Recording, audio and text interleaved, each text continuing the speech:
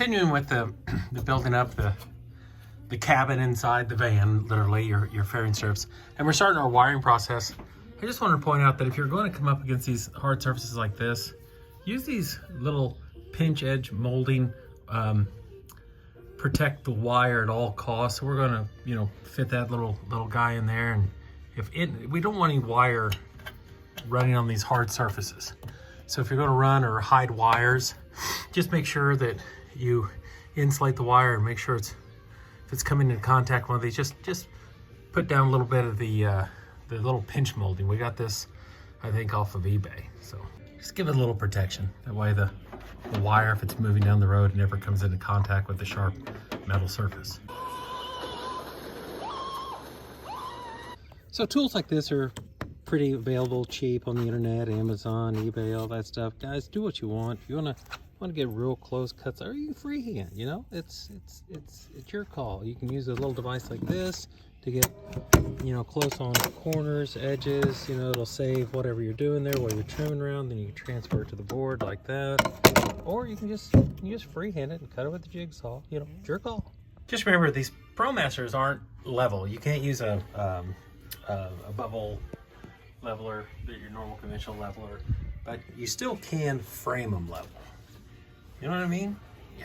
So here's where we're at today. We're basically pulling our 12-volt cable, trying to hide and utilize, and we already talked about saving and protecting edges, so nothing will ever come into contact.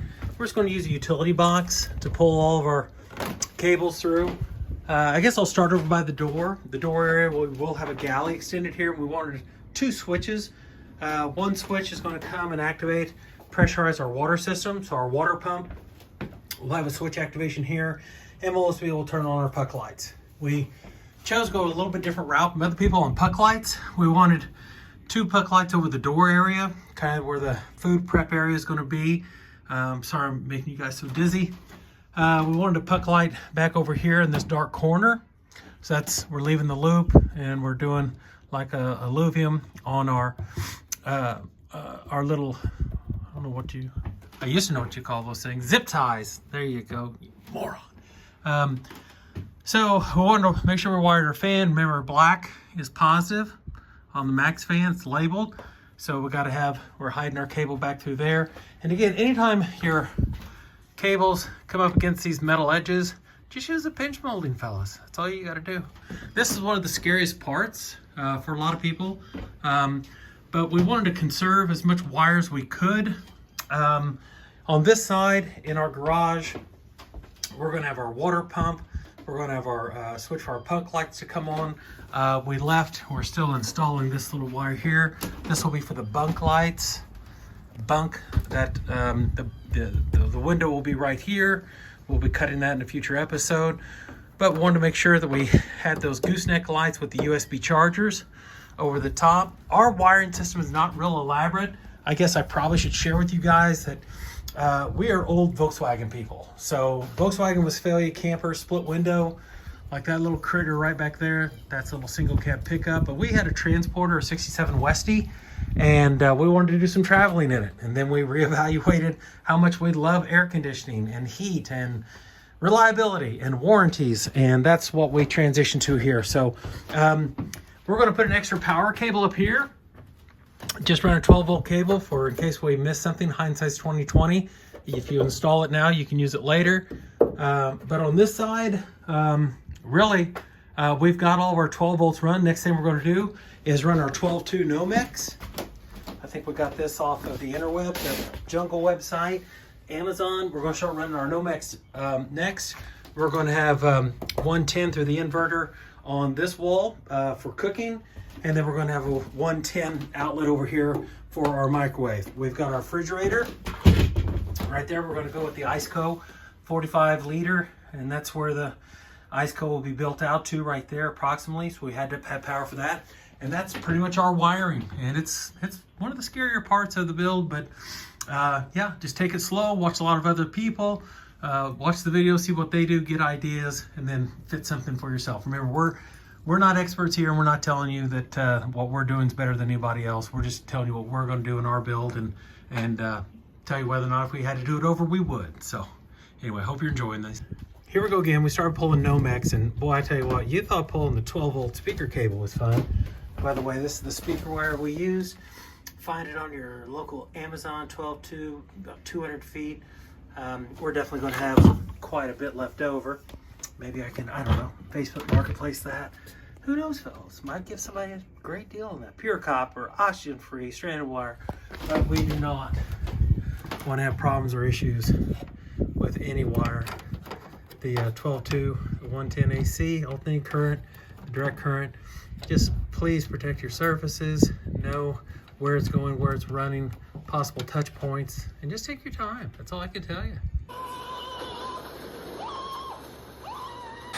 That's going to be one of the problems going from this gauge wire like came with the fan to the stereo speaker wire that we're using for all of our 12 volt is we're not talking about common fittings, but this little kit that we got does a pretty good job of scaling stuff down. It gives us a chance here. All of our red wire is going to be positive, the red stripe. We're putting a positive on the fan, black wire. Just doing our first fittings, we can start installing our thin slit insulation in our roof. So we have to install our insulation up in our roof area. Yeah. So what we'll do here, we decided on Thinsulate, and we could spend another 30, 40 minutes talking about why we did that. But let's not. Make your own decision what you want to do. I understand there's arguments for spray foam. I understand there's arguments for Havelock wool. I understand that this stuff is really expensive. But yeah, we chose to go with this for our build. Okay, we just added the positives and negatives. Write it all down, guys. Just have an argument with yourself, and then find out who loses and who wins and all that other stuff, and then yeah, do what you want to do. It's your build. But what we want to do is start cutting this. This comes in about 60-inch sections here, 60 inches. Well, we're going to go from flat to flat. I don't know if you can see that up there, and we're going to cut these about 58.5, 22 inches wide, and that way we can start installing our ceiling. So our wiring's done. It looks like a monstrosity of a mess there. There, just set that right. Yeah, that'll be fine. And yeah, we'll start installing this. Wear a mask.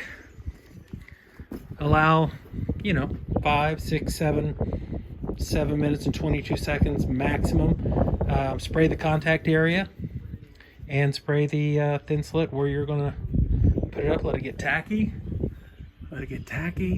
And then right there. We got a few of these to do. It's gonna take some time, but we're not going anywhere. Okay, the only piece of advice I got here is yeah, it takes about 5 minutes. Put your glue on the contact surface, the metal surface, and then spray the back. This spray, folks, is very, very, very, it smells like the real deal. It's high strength, it's high intensity, highly toxic. It smells like it could cause some serious dame damage. But so this is already starting to drop. It's already starting to fall. But on this next cut, I'm gonna make sure my bat is over. These are like 22 inches. I'm gonna go just a little bit fat on the cut. I'm gonna go like 22.5, just make sure I'm touching board to board all the way down. But yeah, it goes on pretty easy. And oh, wear gloves, because this stuff, well, you get it on your skin, it doesn't want to come off. So the second one comes in at about 25.5 by 59. So these are all different. 25.5 by 59. I like the fit a lot better when you cut them. Just make them a quarter to half inch wider than I'm trying to come in here, and I'm on the flat surface, and I'm trying to go flat surface to flat surface where I can still get glue. And again, just keep mashing, pressing, and trying to get your glue. These are obviously already starting to fall and billow a little bit, but the sound deadening, you're not going to believe how much literally this whole cabin inside of a van starts to just become insulated. I mean, it's already noticeable, but yeah, we'll just keep chopping and cut the next one. So like the only piece of advice I can give you on this is just cut the bats, cut them thick. Meaning, like, if you got 26 3/4, just go ahead and cut it 27. the edge that the factory provides you, well, this is the first cut is my worst one. The factory edge was not square, so yeah, make sure every edge is square before you go to glue. May end up having to redo this one if I don't like it. I may have some material left over and just cut a little sliver and pack. But you get better as you go along, and you just kind of learn how the material wants to kind of fight and billow as you work with it. But yeah, all in all, pretty easy. I think anybody could do this as long as you can measure and cut straight. I think it's a project anyone could put thin slate in their van. Here we go. So the sealing took about, I don't know, 2.5 hours, something like that, just doing it by myself. But I don't know, guys. This didn't go very as far as I thought it was. I got 2 cans of this. They're pretty proud of this stuff. This is you know, I really wasn't trying to use a lot. I mean, it's not like I was pouring it on there like, you know, my gravy allotment on Thanksgiving or anything. I was doing sparingly, you know, just modest amounts. I mean, it doesn't take a lot to hold it, but I'm definitely going to be ordering more cans of this. I don't have enough cans to do the van, so this can's almost empty. Honestly, the amount I order, I'll tell you exactly how much it does to do, or how much it takes to do a 136. I think I over-ordered, but that's just the quantity it came in. Basically, I think it's enough to do a 159, but with the 136, you're going to have some extra. So we're going to have plenty to stuff down in the, you know, the empty cavity areas and all these places, the little holes and cubbies, and you know, I don't know, folks. We might even get into Reflectix over here. You know, talk about thermal bridging and all that stuff that the British people with the Fiat Ducatos. You know, that's a really bad accent, isn't it? Yeah, I apologize about that. But yeah, about 2.5 hours on the ceiling. Going to start installing the cedar next. Oh, and it's so aromatic. You won't believe how these cedar pieces, a 1/4-inch cedar, real lightweight.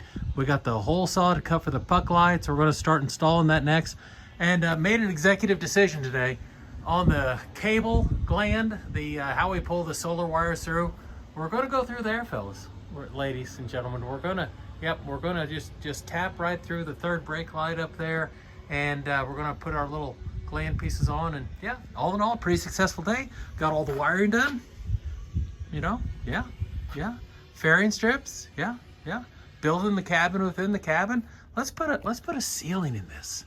Let's do cedar. What do you think? Rich, aromatic. Oh yeah, cedar.